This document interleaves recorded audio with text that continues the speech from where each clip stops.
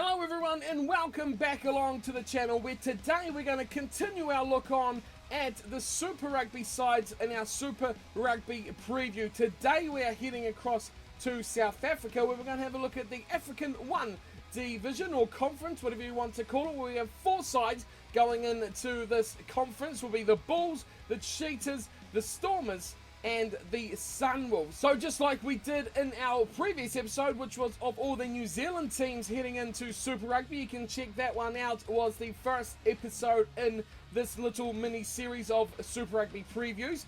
We had a look at the New Zealand sides, we had a look at the key players joining the team, we had a look at the big losses the teams had suffered. Thirdly is key players in the squad we expect to have big performances. And fourth and finally, it is of course the poorest of all, it is the weakness of the team. So to be fair with how these South African teams have performed recently as well, the weaknesses for some of these sides is probably going to be the most talked about things when we've got 2 teams in here that have performed pretty poorly last year and the year before as well. You've got to be fair, the Sunwolves and the Cheetahs haven't been the best teams in Super Rugby over recent time, and as I've looked over these teams in a bit more detail as well, there's one thing I've noticed that the South African teams especially have done very much as their main core focus for Super Rugby this year, and that is advancing that talent coming through the Currie Cup.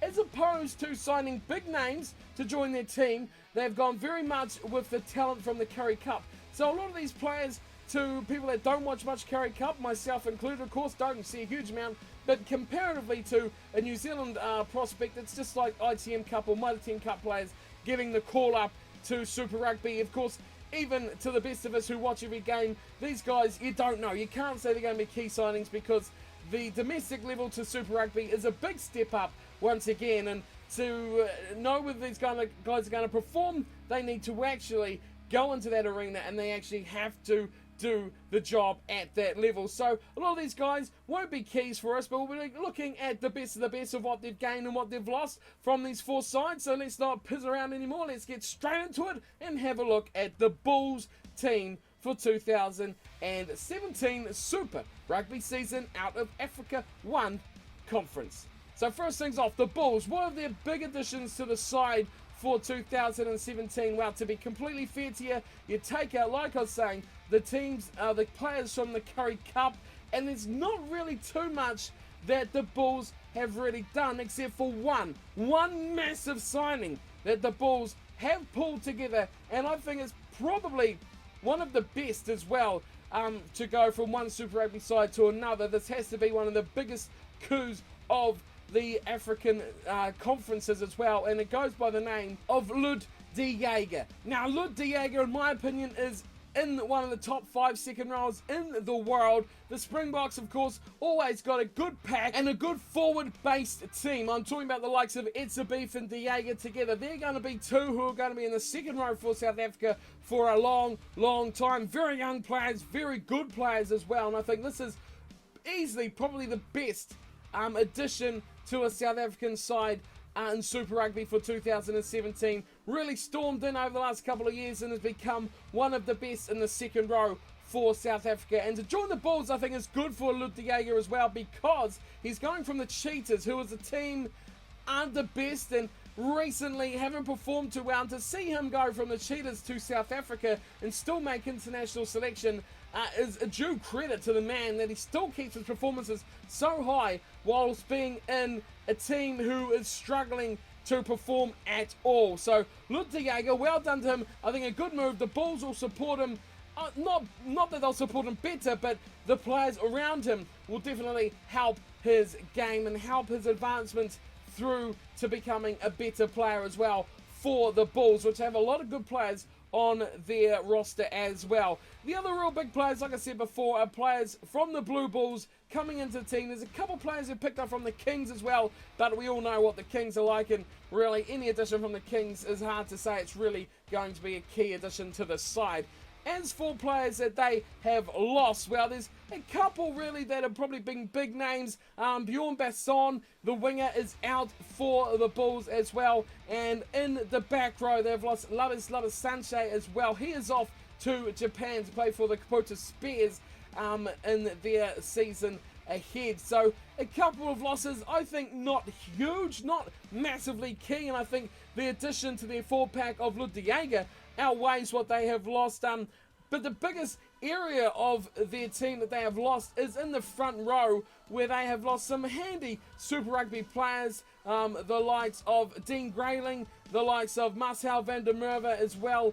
A couple of decent front row options that they've picked up players locally, like I said, from the Blue Bulls, and they've also picked up Andreans from the Kings as well to fill in a void. But they've kept a lot of key players that already had in this team. I mean, the likes of Anai Kane will be a big, important player for this Bulls team. So he's one already. I've moved on, segued beautifully to my next section, which is key players for the Bulls in 2017. And really, there's a long list of names that the Bulls will need to perform at their best if they're going to have a good season. And to be fair, they have a good enough team on paper to be that good team as well. When you look through the likes in the back line, the likes of Andre Pollard, Jesse Kriel, Jan Serfontein. In the forwards, Naya Kane, Strauss, Diego, Potgieter as well joining the team. So there's a lot of good players. Of course, Potgieter injured all of last season as well, which didn't see him even perform. So it's kind of like the second coming of Jacques Potgieter in the Bulls side. But you notice just by those key players, it's a big list of players that can really change a game, control a game, like Pollard. They need a big season. South Africa need a big season for him as well. As we've seen Elton Yancey's last year, was he up to international standard? Was he going to be the one answer for them? They went back to Pat Lambie pretty quickly, and they need the likes of Andre Pollard if he's going to be that level guy, if he's going to be that number 10 for the Springboks. They've got a lot of good players, but no one who's really stamping their authority on the number 10. Big season needed for Mr. Pollard. So we move on from that. We look at their weaknesses, and really, I look through this Bulls team, and there's not much that I really look at it and say, yeah, they're out and out missing some massive talent there. I mean, the forwards, the front row especially, they've lost a lot of players, but you look at who they've still got there, and there's still enough to cover to have a decent base for the team. Even in the second row, Ludwig makes that look a lot nicer than it would have otherwise. And the back row, again, it's South Africa.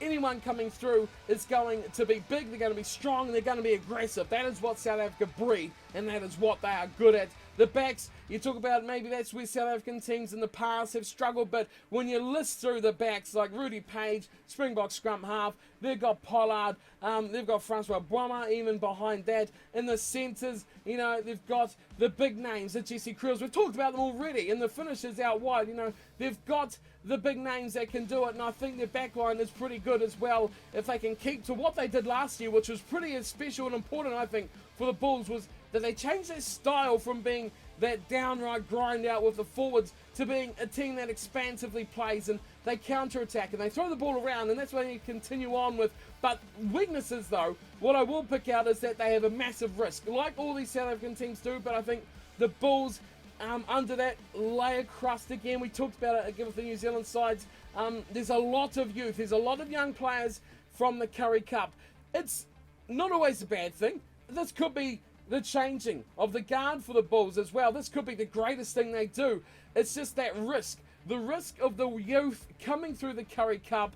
It may take time for these guys to adapt, and I really hope they don't bring in all these guys from the Blue Bulls and then go, you know, you weren't that great in your first season, and chuck them to the scrap heap. We all know it takes a couple of years at least for players to take that next step, unless there's something really special to get into Super Rugby level. So, you know, there's a lot of guys, 19, 20, 21, give them a season, give them another go, give them 2 seasons and see where they're at. They at least deserve it, and I hope the Bulls have the cleverness to hang on to those guys and, you know, play out the risk. Make it into a reward. That's the biggest thing I see about the Bulls, and I think they'll be up there with the best teams throughout this year as well.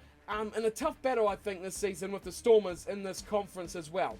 Alrighty, so swiftly moving straight on from the Bulls, we have a look at the next team into this conference, and that is the Cheetahs. Now, the Cheetahs, oh, good God me. The Cheetahs have been just that team that continues to struggle, don't they? They never really reach that next level. They had a good year a couple of years ago where they kind of forced their way up there with the Lions. When the Lions are starting to emerge, they drag the Cheetahs up with them, coincidental or not. But the Cheetahs just do not seem to be pushing on like the Lions did in 2016. And And this season, looking through their squad, it may be another tough year for the Cheetahs as well.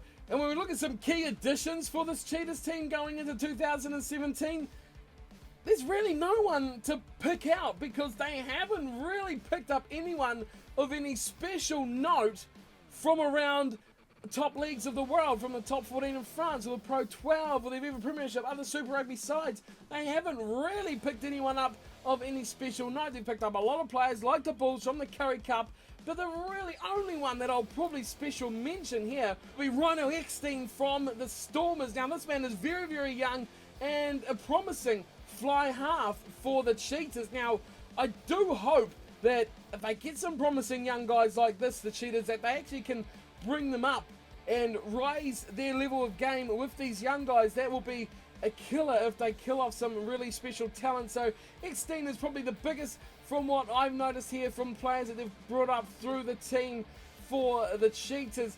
Otherwise, from that, it is players from the Currie Cup side and just other Grequist and the likes of that. So really, again, the Cheetahs have put a lot of faith in the Currie Cup, but also there's not too many ins and outs in the Cheetahs here either. So you got to say that they've retained a lot of their talent from the previous year, which, given the way they played, you could argue. But again, it's going back to that thing, young players, they need time. Look at the Lions, they gave them time and look where they went as well. So it's big to give these guys a bit of time as well, and I think they've recruited well in just keeping the players they had and building on what they did last season.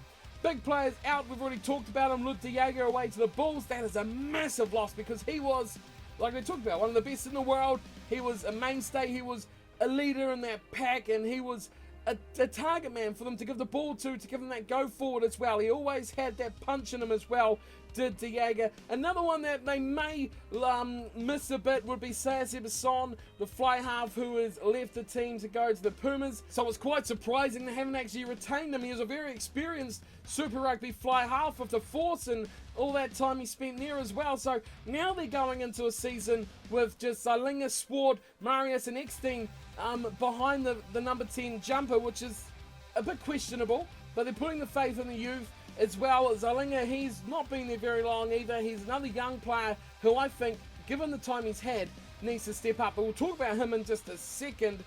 Key players for the Cheetahs. Well, it's all mostly backs here. Big ones for me is Sergio Peterson and Ramin Rule, who were great last year, especially Sergio Peterson, who I thought was one of the best outside backs in the whole of Super Rugby, given all the pressure he had on him to be the one to do the performances. He was amazing, he was great, and I think he is going to be key once again if he can keep that form up. Ramin Rule, we know what he can do, of course, Springbok cap player, he is a special talent. Another one I'll put is a bit of a grouping here, but Maholje and the whole back row of the Cheetahs, they have lost Willie Brits to the Sunwolves. But when you look at the likes of obviously Maholje, but also the likes of Boom Prinsloo in there as well. They also have a bit of Yuzar Kazim in there as well. Some players who have shown that they are capable of performing at Super Rugby level. So I think that's going to be an area, along with those outside backs and the back row of the pack. Of course, South Africa always going to have a really good pack. Now, weaknesses, there's probably a lot we could talk about because there's a lot of new players coming in from Currie Cup and players who haven't really hit that high level for the Cheetahs to say that that is an area that they're going to excel in. Really, I think what they're going to struggle with is a fly half when they've got young guys sitting behind guys that haven't really hit Super Rugby level before, and this is what I talked about just a second ago. Zalinga is going to have the pressure straight on his shoulders. He doesn't have that Everson to rely on for that support. He's going to have to go out there and he's going to have to put his big boy boots on. He's going to have to show it up here. He's going to have to perform. He's going to have to lead these young guys forward, and he's going to have to lead his outside backs as well on how to do some damage. He's going to have to create the space. He's going to have to run at the line. He's going to have to make defenders second guess, and that's going to create the space out wide for the players who he knows that can finish. The Rules and the Petersons. They're the guys who can do the damage, but they need a fly half who can create the space. Is this the season that we find a new special South African fly half? Garth April from the Sharks, amazing season last year. Are we going to see another one like that from the Cheetahs this year? I certainly, for their sakes, hopeful that they do, and hopeful for Super Rugby as well in South Africa that they do find something from the Cheetahs. Now we make our way to the third team in this African One conference. It is the Stormers. Now, the Stormers, I think, were brilliant last year as well. And again, like the other South African sides, they've kept the core of their team mostly, and they've added a lot of players up through Currie Cup. Haven't really gone for too many big names coming in. But what they have gained is some good replacements for areas that they have lost out in already. So we'll talk about the guys that they've brought in first. DeWalt Devanaka from Perpignan. I think he is probably going to be their biggest addition, and hopefully he can come back to that Super Rugby level that we know he's capable of.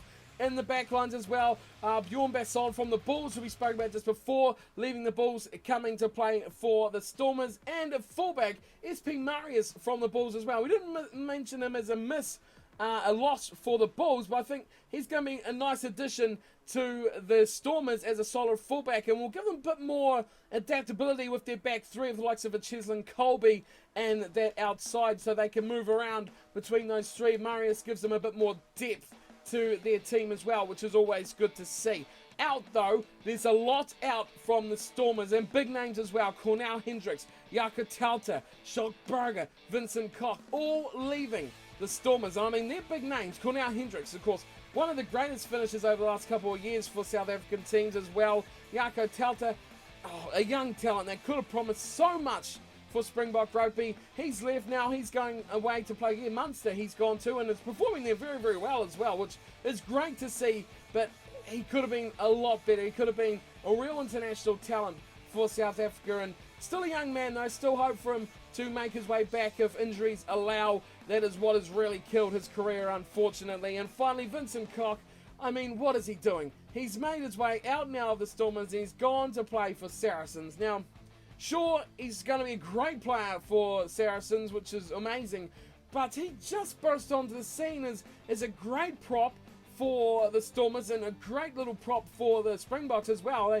He performed very well at international level, and I find it kind of surprising for a man who's just stormed in to international level to quickly jump ship and go away to the Viva Premiership when it seems his international career was just really hitting its pinnacle. But there we go, he's away, he's gone, and he leaves a big hole as well that they haven't really been able to fill with the standard of player that Vincent Koch was as well. So a bit of a shame to lose him for the Stormers. Now, key areas for the Stormers, it's pretty easy here to look at where they're going to be key. The second row, when you look at names that they've got there, Peter Steph du Toit, Evan Etsabeef, bang, you've got one of the best second rows in World Club Rugby. Even international rugby, you would not turn your nose up at that in any international team. In the centres, it's interesting as well who they have in the centres. One man who a lot of you will know, even viewers here from the Northern Hemisphere, Hugh Jones. Yes, the Scottish hero, the man who has taken Scotland by storm, is of course still contracted to play Super Rugby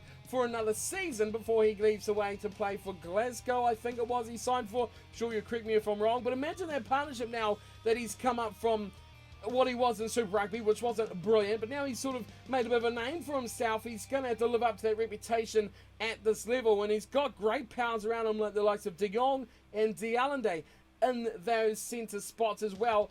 I'm really excited to see how this Stormers side plays. Really outside the backs is where they'll probably need to find some talent. Cheslin Colby we know can perform and is a dangerous, dangerous man, but we need to see some good performance from Basson as well. He's got to be key for them.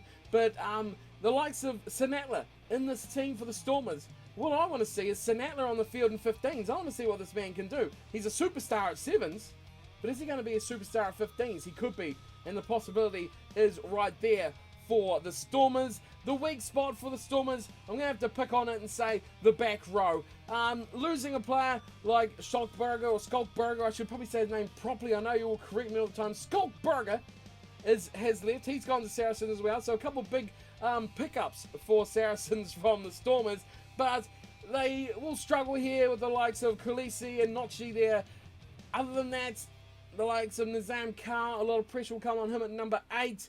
They don't have a huge amount of depth there in that back row. Guys that have been in Super Rugby for a couple of seasons now need to step up and become Super Rugby level players. That is where they could lose out a bit against teams with good back rows. They could struggle when it comes to ball retention, slow ball at the breakdown. it could be a problem area for them. The Stormers, they need to get those guys up to speed, and they need some more from Divanaka, who's a good player, and I'll need him to be at his best because the pressure could firmly be on him. And with the loss of Nick Groom and Louis Schroeder, he is going to be numero uno for the Stormers.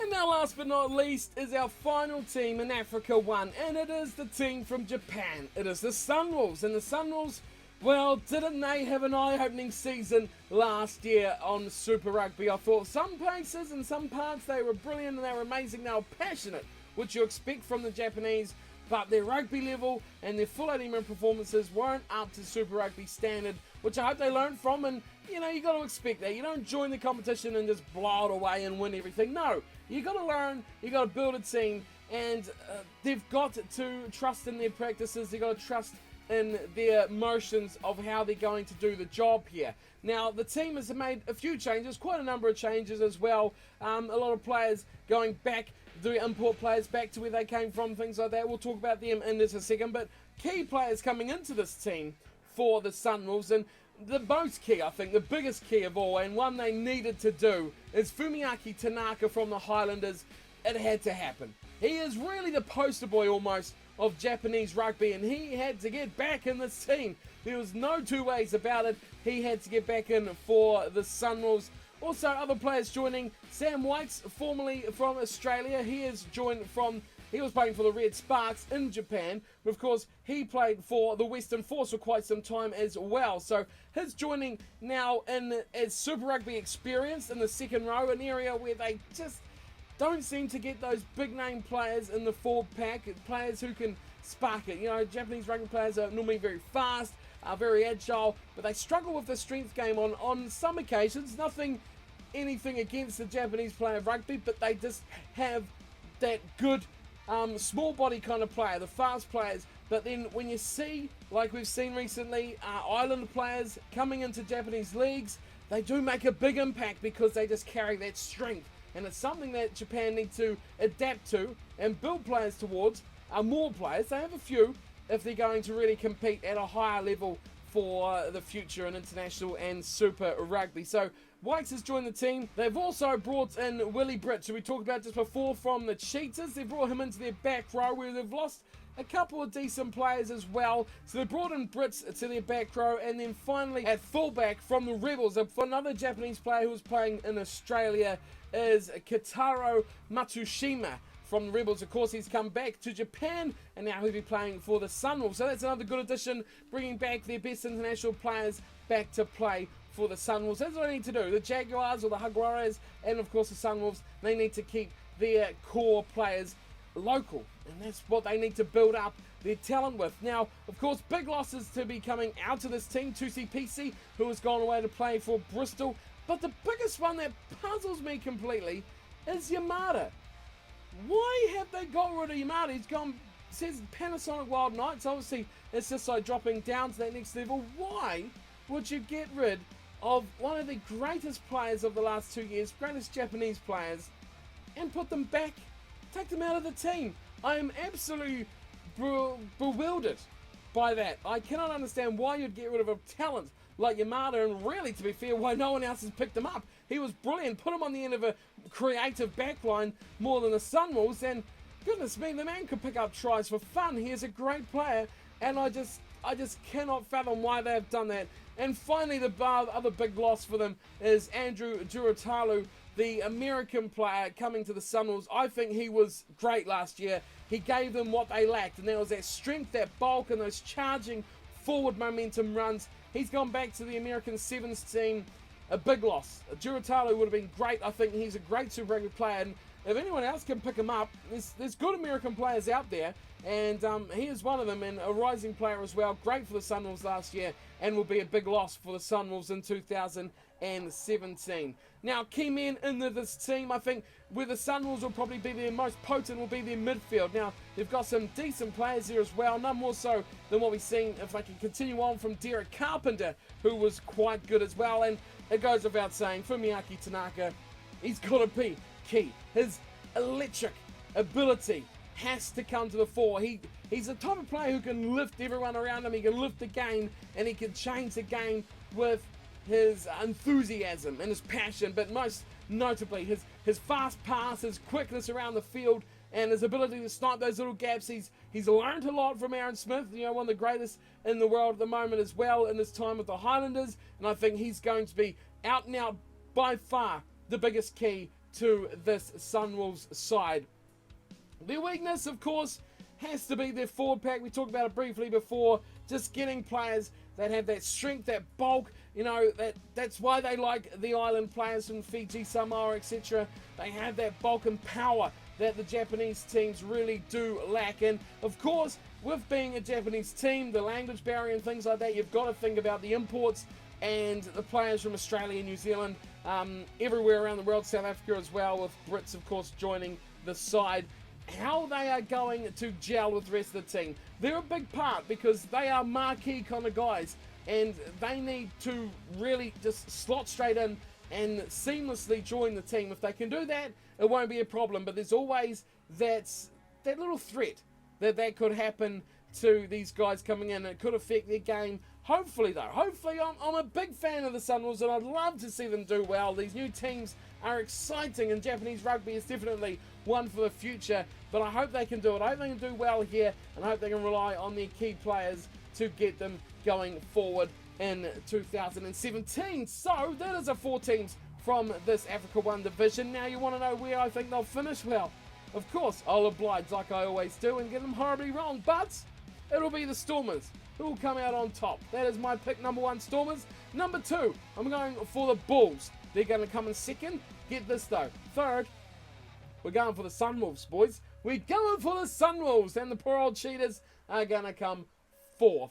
They are my picks, and speaking of picks, if you made it to the end of the video, we'll be starting up a picks league hopefully this week before Super Rugby kicks off as well, so keep your eyes out on that. If I've got it all set up by the time this video comes out, there will be a link in the description below where you can go and join it out. Hopefully I'll make a little video up in the coming days for it, so you can all join and get involved, make your picks, and whether it's going to be a picks or whether it's going to be a build the team sort of thing, I'm not quite 100% decided. Maybe a couple. We'll see how we go for time. But of course, we'll get something going for the season ahead, where you can all join me and make your picks and look just as much of a fool as I do every single week. We'll be doing a preview of the weekend matches each week as well, so you can keep an eye out for those coming up as well. But for today, that is our look at Africa 1, the first South African division in Super Rugby. We'll have finally the Australians and then Africa 2 coming in the next 2 parts, so stick around, stay tuned for those. But until then, thanks for watching. Of course,